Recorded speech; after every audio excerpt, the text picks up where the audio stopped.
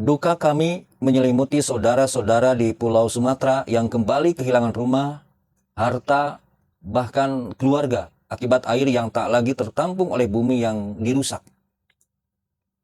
Turut berbelasungkawa kepada keluarga korban, semoga yang berpulang diterima di sisinya. Dan mereka yang bertahan diberi kekuatan lebih deras dari derasnya izin yang dulu diguyurkan. Karena hari ini kita kembali diingatkan, hujan itu kehendak alam, banjir itu tanda tangan keputusan negeri, keputusan yang dibuat oleh pemerintah. Banjir yang berulang di tanah Sumatera bukan sekedar soal intensitas hujan. Ia adalah cermin retak dari kebijakan yang enggan bercermin. Daerah aliran sungai semakin kritis karena hutan di hulu menyusut oleh izin yang mudah mengalir. Sementara daya serap tanah tak lagi diberi ruang untuk bekerja. Ketika ekosistem penyangga hilang, yang tersisa hanya hilir yang menahan tagihan, bukan lagi hulu yang menahan air.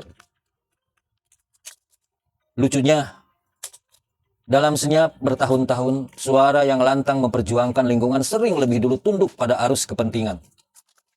Saat hutan dibuka, lubang tambang dibiarkan menganga, dan das kehilangan pertahanannya, banyak yang memilih diam atas nama strategis, solidaritas, atau mungkin kenyamanan panggung kritik yang aman. Tapi ketika keputusan ingin mengembalikan alur pada sistem yang benar, barulah histeria moral dikobarkan. Persis seperti air yang datang setelah bendungan kebijakan runtuh. Peringatan bencana dari BMKG dan potensi banjir yang dihimpun oleh BNPB selalu hadir cepat. Namun mitigasi lebih sering hadir lambat, reaktif, seolah solusi hanya diproduksi untuk menjawab headline, bukan akar masalah. Kita punya teknologi membaca langit, tapi minim teknologi merawat bumi. Dalam peta kuasa lahan dan desain ekologis, ada amanat besar yang di tangan Kementerian Lingkungan Hidup dan Kehutanan. Tapi yang terjadi sering sebaliknya.